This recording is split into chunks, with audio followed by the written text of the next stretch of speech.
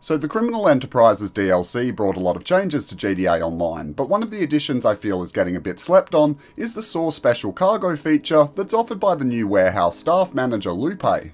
Before the new update, the only way of sourcing cargo crates was by doing it the old-fashioned way of paying for the order and then having to go and do all of the grunt work yourself by going and picking up each crate individually before returning it to your warehouse. Back in the day, this was one of the main moneymakers in GTA Online, and honestly, in terms of bang for your buck, it really wasn't too bad considering the other options available at the time. However, while it earned good money, crate grinding quickly became known as one of the most boring and tedious tasks in the game, after players had little choice but to repeat the same missions over and over again. Fortunately, there's now a new way to do it, and you can finally send out workers on your behalf to collect the crates for you. Although unlike other passive money methods that you can usually collect once every in-game day or so, this is going to be a slow burn, but one that pays off with minimum effort and maximum profit. First thing you're going to need if you don't have one already is a crate warehouse. You can purchase one on the computer in your CEO office, and all you have to do is log in, come over to Special Cargo, and then you'll be presented with this map. As you can see, there are locations scattered all over the city of Los Santos. The warehouses are available in 3 sizes: small, medium, and large, all with varying prices based on size and location. All that really matters here is size. If you've got the money to spend, I highly advise that you go with a large warehouse, so that you can make full use of the method that I'll be showing in this video. But if you don't have the money to spend, just go with whatever you can afford and you can still use this to an extent. As you can see here, crate value is based upon how many crates you've got available to sell. The bigger the shipment, the more interest there is in the product, the more each individual crate is worth. If you sell a full small warehouse with 16 crates, they're worth 15k per crate, then 17.5k for medium and 20k per crate for a large warehouse. Now that might not sound like a massive gap, but when we're talking about selling over 100 crates at once, the difference of 5k each can make a pretty big impact at the end. Once that's purchased, or if you already have one, make your way over to whichever warehouse you own and head inside. From there, just go and speak to Lupe, who can be found in any number of positions, but will be highlighted by the little person icon on your minimap. And then it's just a simple matter of selecting Source Special Cargo for $7,500, and that will get the process kicked off. From the moment you pay Lupe the money, it will take her 48 minutes or 1 in-game day for her to source the cargo, and until then you can't get her to order anymore. After that 48 minutes has passed, you'll get a phone call from Lupe informing you that it's been delivered and also how much product was collected. In this case it wasn't great, she only got 1 crate of cargo, but she has got a chance of delivering upwards of 3 crates depending on how lucky you are with each order.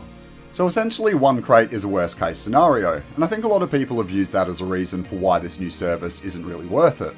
But if we check out these quick figures I've put together, you can see that even if you were the most unlucky person in the world, and every single time you only got 1 crate from Lupe, you'd still be making bank when it comes to sale time. Obviously this scenario is unlikely, as you're pretty much guaranteed to get double or even triple crate deliveries with many of these orders. But even in that worst case scenario where the outlay for sourcing crates would total 832k, you would still be selling it for $2.2 million, which is going to give you almost $1.4 million in pure profit. And literally all you have to do is stop back in here and talk to either Lupe or one of her employees once every 48 minutes, or just whenever you remember really. Over time, that sourced cargo is going to amount to some serious money, and considering there's next to no effort involved, even if you get the bare minimum, it's still going to be one of the easiest forms of passive income in the game. The only downside is you can't actually call Lupe to order more crates. When you do, it just goes to a busy tone, and that means that if you're planning on doing this with multiple warehouses, you'll have to visit them all individually. Considering this is a passive money guide, I figured having to visit upwards of 5 warehouses a day isn't really that passive and involves a decent amount of effort. However, that option's certainly available to you and would earn some serious cash over time if you were willing to put in the extra effort. 555 crates sells for somewhere in the neighbourhood of $12 million if I remember correctly. While I will admit this is a really slow burn when it comes to passive income, that's kind of what I like about it. I'm going to treat it a little bit like a savings account. Now that we can sell in private lobbies, product in businesses is basically as good as money in the bank. And I figure just slowly build it up over time, and then when it maxes out, I've got an extra $2 million ready to go and drop on a new DLC, or maybe a new expensive car I want to buy, or something like that.